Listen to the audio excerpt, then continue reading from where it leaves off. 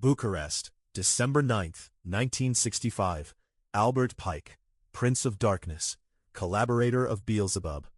I summoned the illustrious thinker, the greatest metaphysician of the Universal Masonic Organization. Here are the titles he held within the supreme governing body of worldwide Freemasonry: Grand Master, Keeper of the Holy Palladium, Sovereign Pontiff of Universal Freemasonry, Sovereign Head of Political Action. CDU Carta. I summoned him, but he is difficult to bring. He only comes to Earth on important missions. He is the right-hand man of the greatest one who rules the darkness. George. So there is a supreme ruler of the darkness. CEU Carta. Of course, it is Beelzebub, who is also called Lucifer. CEU Carta. He is taking a long time. At last he has appeared.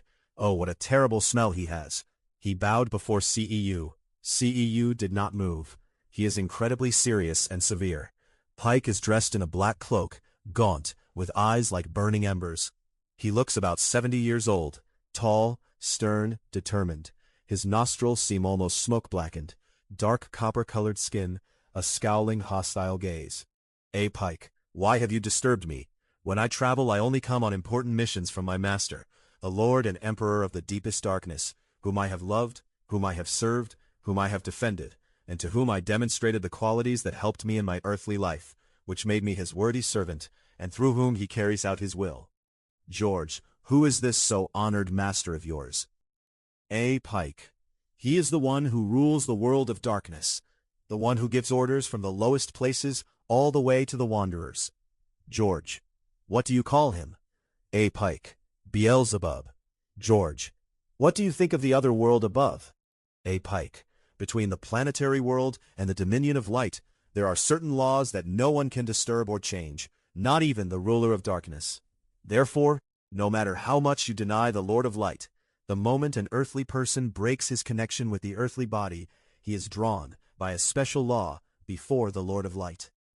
Along this path, you can see all kinds of categories and societies of people, and eventually you arrive before the one called the Ruler and Master of Light. I arrived there too. During my earthly life, I had also read about a kingdom of light and one of darkness.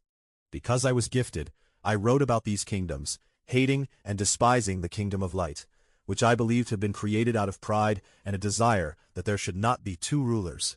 I was devoted with my entire being to my belief, through which I received the great support of the magnificent Beelzebub. The one upon the throne of light said nothing to me, but neither did I bow down. I looked upon him with hatred, and within a thousandth of a second, I found myself beside the one whom I had defended and to whom I had given all my feelings, as well as those of everyone who had understood me and been faithful to the cause I supported. At the entrance to the kingdom of darkness, those who preside over the ranks of the multitudes. George. What does ranks mean? Pike.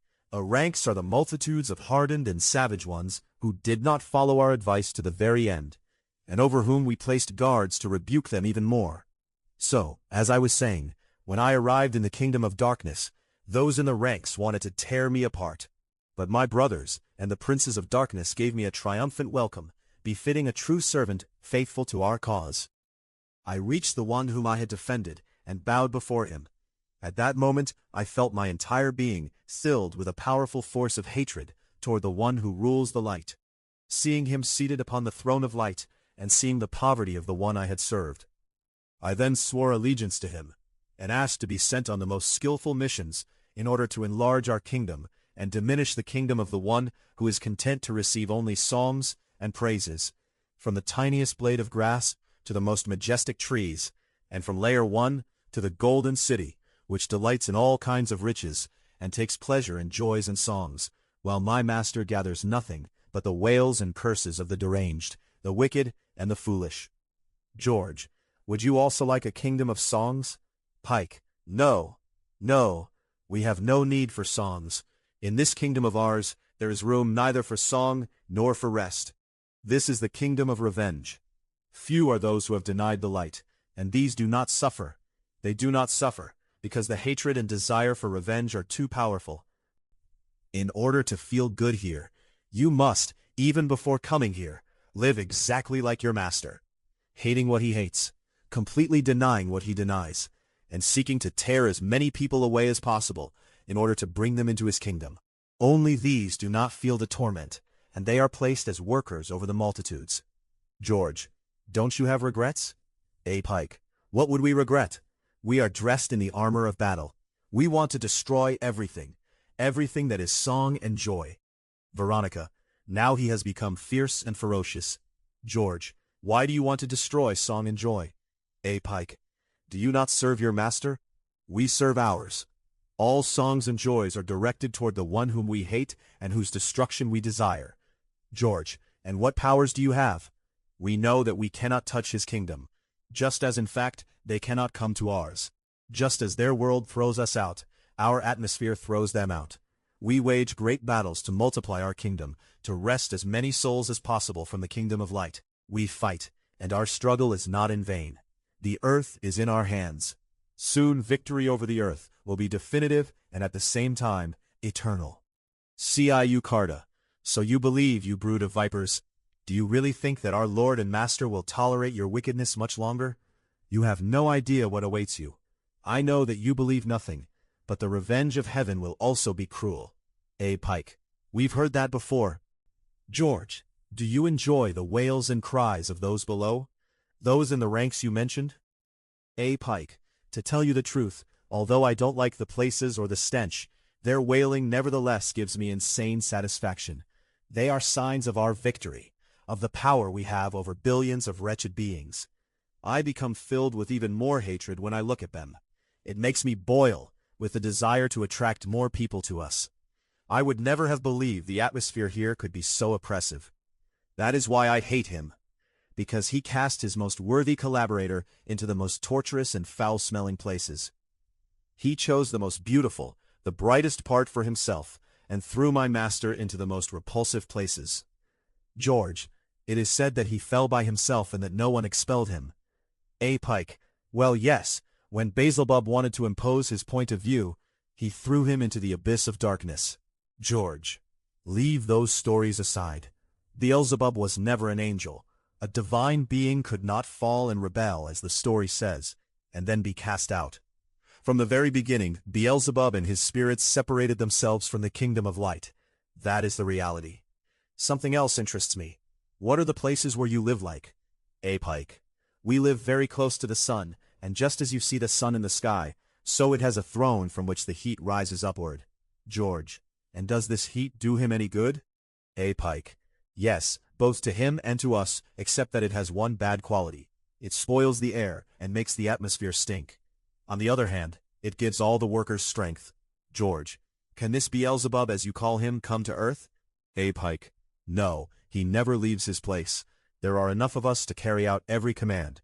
Some are permanent workers, others are courier workers who can go anywhere and at any time outside the kingdom. The most skilled are sent to earth. George, can you come to earth whenever you want?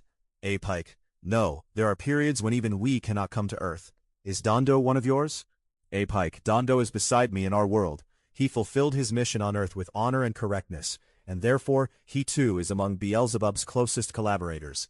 George, what do you call this stage of escaping the torment? A. Pike, it is the rank of Son of Darkness. I am not among those who are tormented. There is a difference between being tormented and not feeling the torment. Some are the levels of slaves, others are those of sons. George, what do you think of us? A. Pike, what opinion should I have? You are fighters for the kingdom of light. You seek to discover the hiding places and tricks of the light, and of those who have tried to reveal, according to how they have seen and understood them, the illuminated hiding places. I hate you. I hate all of you. George, all right, what are you doing now? I have many things to plant in people's minds. My principal intention is to seriously expose the injustices inflicted upon the kingdom of darkness, to make it publicly known to earthly people, radically, that everything that has been done to us is a cruel injustice, and we want to eradicate those dishonest people who through cowardly pleading direct their prayers toward the kingdom of light. George, how do you see the end of this struggle of yours? Where will you end up? Only my master knows that. The objective is to enlarge our kingdom. George, what is your mission? A. Pike, my mission is to occupy the highest levels of earthly Freemasonry. I concern myself with guiding them. I teach them how to work toward the destruction and suppression of the followers of the light. Even now, I have never broken my connection with them. They are so powerful and so well established that you cannot even imagine it. You would like to be as strong on Earth as we are. The Earth is in our hands. Soon it will belong entirely to us. George. What evidence do you have? Pike, there's no need for me to tell you. Look more carefully, and you will see how intelligently and secretly the work is being carried out. George, where is your central headquarters? Pike, America. George, why? Well, we have several countries, England, France, Switzerland, but in America there are very large sources of money. George, I thought you had been discovered in Russia. Pike, and they killed our servants. We have time for revenge. In every country we have our people, but in some we don't have many clear-thinking leaders. Things are going rather badly in your country. Your country has been unfavorable for some time. Before that, things went better, 10, 15 years ago. George, how many times have you been on Earth, and what nationality were you? Pike, I was only there once, Jewish. I don't know whether I was anything else, because my work is important as I carry it out now, not in a body. Veronica. C.U. looks at him with his hand on his beard. George, what do you say, C.U.? C.U. Carta. Everyone, wherever they are, obeys the will of their own leader. George, you see that they don't hate one another? C.U. Carta. They don't hate one another because they have nothing to divide between them. Each one is fixed in his place and strives to produce the greatest possible results. George, don't you want to say something to him? C.U. Carta. No, I have nothing to say to him. Pike, you know that I hate you, don't you? C.I.U. Carta. You are made of hatred, and you can love only your master and the mission you have. Wherever you go, you cannot bring peace, love, or elevation. You only stupefy people through your dark presence. We are not here to fight with words now. We each know our place and our work. Leave. Veronica. Pike has disappeared. C.I.U. Carta. Have you understood, my beloved ones, what these people are about? From now on, I shall withdraw as well.